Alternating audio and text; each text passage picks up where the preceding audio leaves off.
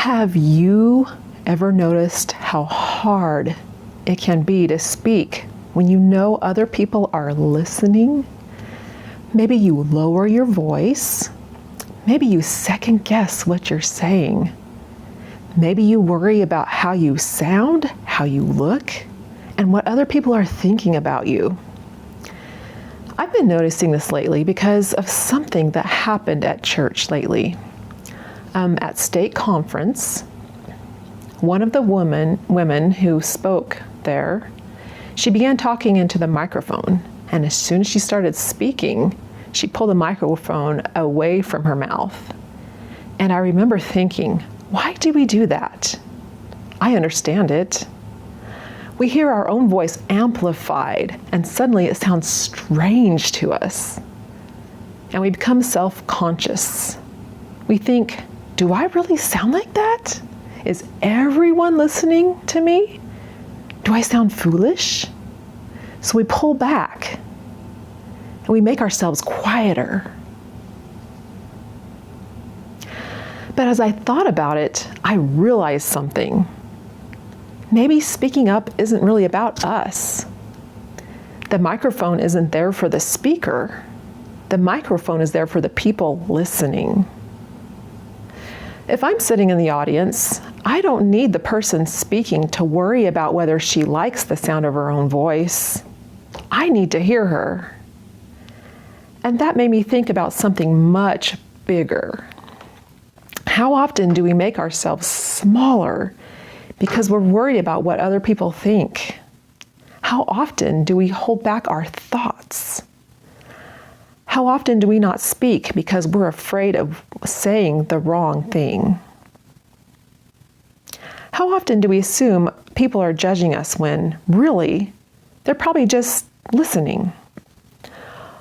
I think we are often much harder on ourselves than other people are.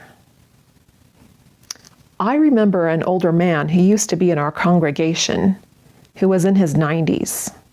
And whenever he got up to speak, his voice was loud. It echoed through the chapel. You couldn't miss it. But nobody disliked him for that.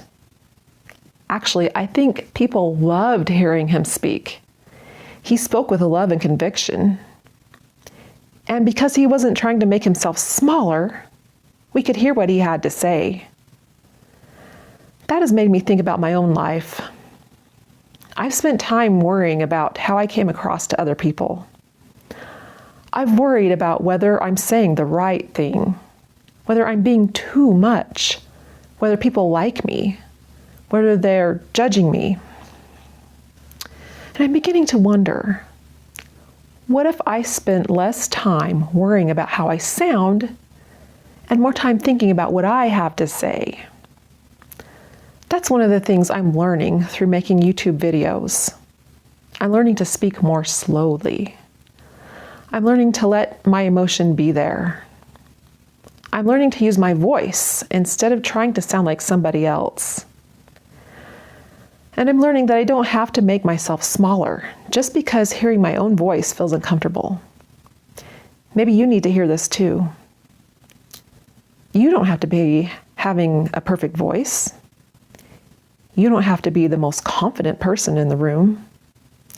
You don't have to know exactly what everyone is thinking about you.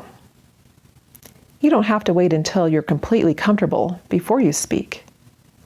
Sometimes you just need to pick up the microphone and let your voice be heard, because someone may need to hear what you have to say. And maybe the very thing that you're embarrassed about, your voice, your story, your experiences, your perspective, is the very thing that we could help one another feel less alone. So if you're shrinking back lately, I want to encourage you. Don't pull the microphone away. Speak up. Let yourself be heard.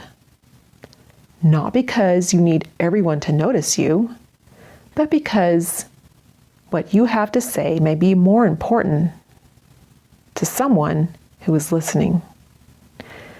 And remember, they're probably not judging you as harshly as you're judging yourself. So take a breath. Speak into the microphone and let your voice be heard. Thank you for spending time with me today. Like, subscribe, and share, and I'll see you next time.